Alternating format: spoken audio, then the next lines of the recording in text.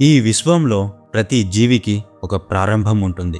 మనం ఈ భూమి మీదకు రాకముందు మనకి ఊపిరితిత్తులు లేవు, గాలి పీల్చుకోలేదు, మనకి నోరు లేదు, ఆహారం తినలేదు, మనకి కళ్ళు లేవు, వెలుగు చూడలేదు. కానీ మనం బతికాం. 9 నెలలు ఒక చీకటి గదిలో నీటి మధ్యలో మన గుండె కొట్టుకుంది. మన శరీరం పెరిగింది.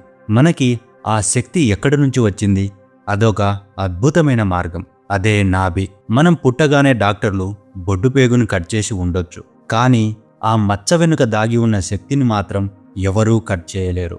ఆధునిక ప్రపంచం దీని శరీరం మీద ఉన్న ఒక చిన్న మచ్చలా చూస్తుంది, కానీ యోగులు దీనిని విశ్వద్వారం అని పిలుస్తారు. ఆయుర్వేదం దీనిని ప్రాణకేంద్రం అని పిలుస్తుంది. పురాణాలు సృష్టికర్త బ్రహ్మ కూడా దీని నుండే పుట్టాడని చెబుతున్నాయి. అసలు ఈ చిన్న బిందువులో దాగి ఉన్న రహస్యం ఏంటి? మీ ఆరోగ్యం, మీ ఎమోషన్స్, మీ విజయం, చివరికి మీ ఆయుష్ కూడా ఈ నాభి మీద ఆధారపడి ఉన్నాయి. రండి, ఈరోజు మన శరీరం మధ్యలో ఉన్న ఈ మాయా కేంద్రంలోకి ప్రయాణిద్దాం. ఇది నాభి మండల శాస్త్రం. నమస్కారం, సనాతన లైఫ్ ఛానల్కి స్వాగతం. ఈరోజు మనం మాట్లాడబోయే టాపిక్ కేవలం ఆరోగ్యం గురించి మాత్రమే కాదు, ఇది మన ఉనికి గురించిన టాపిక్. ఈ వీడియో కోసం మేము ఎన్నో పురాతన గ్రంథాలు, మోడర్న్ రీసెర్చ్ పేపర్స్ పరిశీలించి ఈ స్క్రిప్ట్ తయారు చేశాం. ఈ వీడియో చివరి వరకు చూస్తే మీ శరీరంలో ఉన్న ఒక అద్భుతమైన స్విచ్ని ఆన్ చేసే టెక్నిక్ మీకు తెలుస్తుంది. దయచేసి ఎక్కడ స్కిప్ చేయకండి. ఇలాంటి డీప్ కంటెంట్ కోసం ఇప్పుడే సనాతన లైఫ్ ఛానల్ని సబ్స్క్రైబ్ చేసుకోండి. అలాగే ఈ వీడియోకి ఒక లైక్ చేయడం మర్చిపోవద్దు. మన భారతీయ సంస్కృతిలో ఏ కథలోనైనా ఒక లోతైన సైన్స్ దాగి ఉంది. మీకు పద్మనాభ స్వామి గురించి తెలిసే ఉంటుంది. ఆ పేరులోనే అర్థం ఉంది, పద్మము నాభిలో కలిగిన వాడు అని. భాగవత పురాణం ప్రకారం సృష్టికర్త అయిన బ్రహ్మదేవుడు మహావిష్ణువు యొక్క నాభి నుండి ఉద్భవించాడు. దీని అర్థం ఏంటి? నాభి is the origin of creation. సృష్టి మొత్తం ఒక కేంద్ర బిందువు నుండి మొదలైంది అని చెప్పడానికి ఇదొక సంకేతం. ఋగ్వేదంలోని 10వ మండలం 90వ సూక్తంలో ఒక మంత్రం ఉంది, నాభ్యా ఆసిదంతరిక్షం శీర్ష్ణోద్యౌ సమవర్తత. దీని అర్థం ఆ విరాట్ పురుషుడి నాభి నుండే అంతరిక్షం పుట్టింది. ఇక్కడ ఋషులు మనకు ఒక గొప్ప విషయాన్ని చెబుతున్నారు.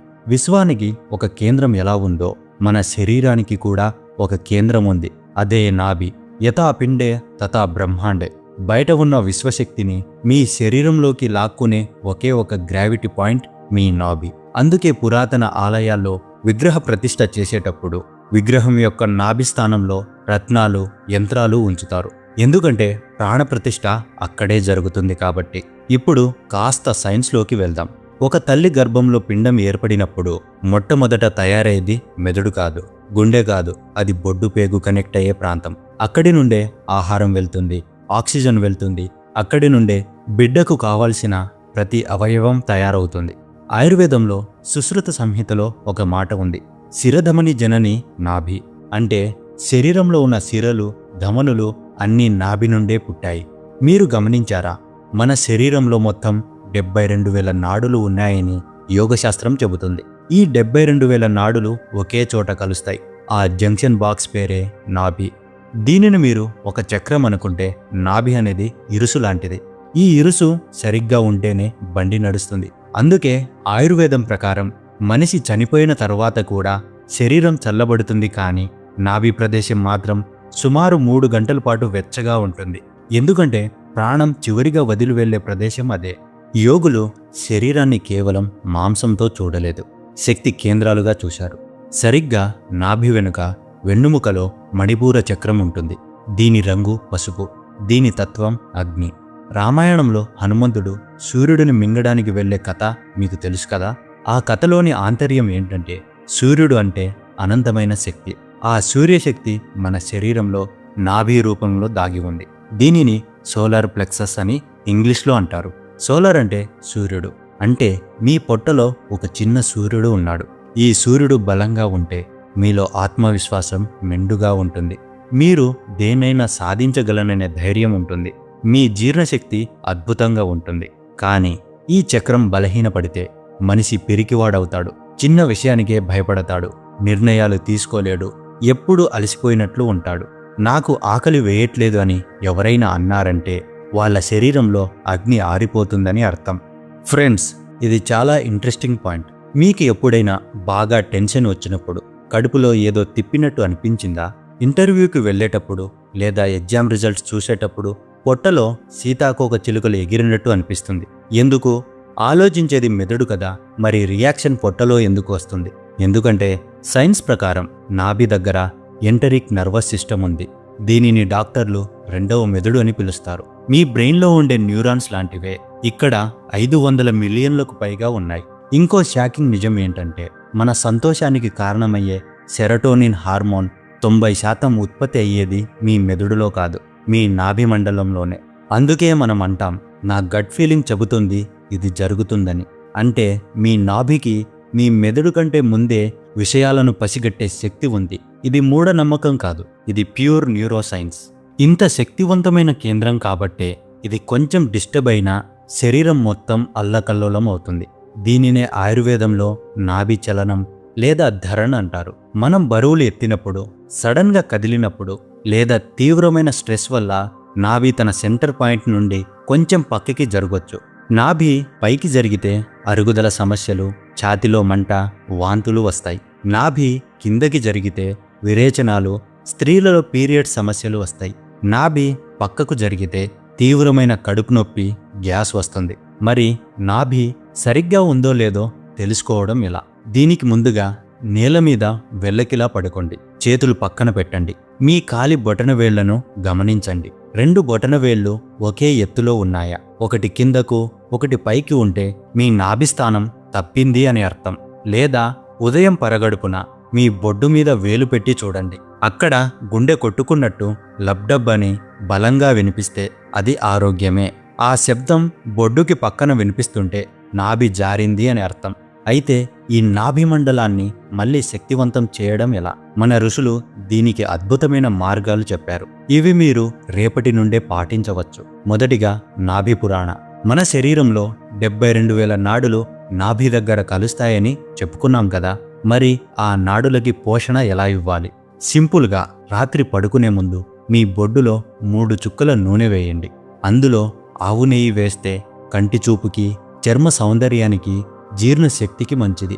ఆవాల నూనె వేస్తే కీళ్ల నొప్పులు తగ్గడానికి, పగిలిన పెదాలు తగ్గడానికి మంచిది. ఆముదం వేస్తే మలబద్ధకం పోవడానికి, మోకాళ్ల నొప్పులకు మంచిది. వేప నూనె వేస్తే మొటిమలు, చర్మ సమస్యలు పోవడానికి మంచిది. నూనె వేశాక బొడ్డు చుట్టూ 1 నిమిషం పాటు క్లాక్ వైజ్లో మసాజ్ చేయండి. ఇది శరీరం మొత్తం రీఛార్జ్ చేస్తుంది. రెండవది అగ్నిసార క్రియ. ఉదయం ఖాళీ కడుపుతో శ్వాస పూర్తిగా వదిలేసి పొట్టను లోపలికి లాగి పట్టుకోవడం, ఆ తర్వాత పొట్టను ముందుకు వెనక్కు కదిలించడం. ఇది నాభి లోపల ఉన్న జఠరాగ్నిని ప్రజ్వరిల్లేలా చేస్తుంది.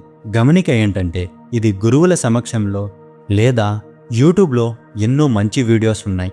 వాటిని చూసి జాగ్రత్తగా నేర్చుకొని అప్పుడే చేయండి. మూడవది యోగాసనాలు. అందులో నౌకాసనం. ఇది నాభిని సెంటర్లోకి తెస్తుంది. పవన్ముక్తాసనం గ్యాస్ సమస్యలను పోగొట్టి నాభిని సరిచేస్తుంది. సేతుబంధాసనం నాభి చక్రానికి రక్త ప్రసరణ పెంచుతుంది.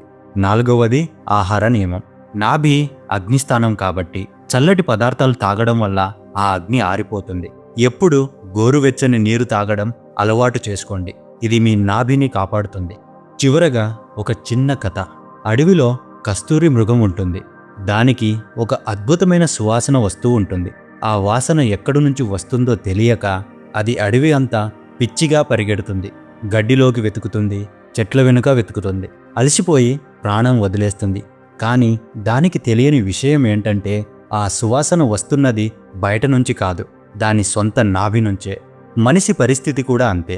ఆనందం కోసం, ఆరోగ్యం కోసం, శక్తి కోసం ఎక్కడెక్కడో వెతుకుతున్నాడు.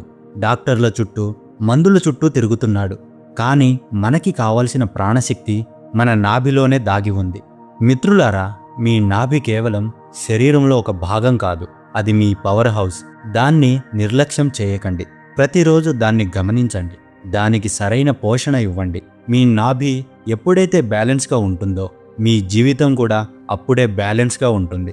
ఋషులు ఇచ్చిన ఈ జ్ఞానాన్ని మళ్ళీ మన జీవితంలోకి తెచ్చుకుందాం. నాభే జీవన కుండం, నాభియే జీవనానికి కుండలి. ఈ వీడియోలో చెప్పిన నాభి ఆయిలింగ్ టెక్నిక్ని ఈరోజు రాత్రే మొదలుపెట్టండి. ఒక 21 రోజులు చేసి చూడండి. మీ శరీరంలో వచ్చే మార్పును చూసి మీరే ఆశ్చర్యపోతారు. మీకు ఈ టాపిక్ మీద ఇంకా లోతైన సందేహాలు ఉన్నాయా? కామెంట్స్లో అడగండి. అలాగే మన కళ్ళ గురించి, కళ్ళ వెనుక ఉన్న రహస్యము, కళ్ళ ఆరోగ్యం గురించి చేసే త్రాటక సాధన గురించి తెలుసుకోవాలనుకుంటే, దాని మీద డెడికేటెడ్ వీడియో కావాలంటే కామెంట్స్లో టీ అని కామెంట్ చేయండి. ఈ ప్రాచీన జ్ఞానం నలుగురికి చేరాలి. దయచేసి ఈ వీడియోని మీ ఫ్యామిలీ గ్రూప్స్లో షేర్ చేయండి. మరిన్ని అద్భుతమైన స్పిరిచువల్ సైన్స్ వీడియోల కోసం సనాతన లైఫ్ ఛానల్ని సబ్స్క్రైబ్ చేసుకోండి. సర్వేజన సుఖినో భవంతు. జై హింద్. మళ్ళీ మరో అద్భుతమైన వీడియోతో కలుసుకుందాం.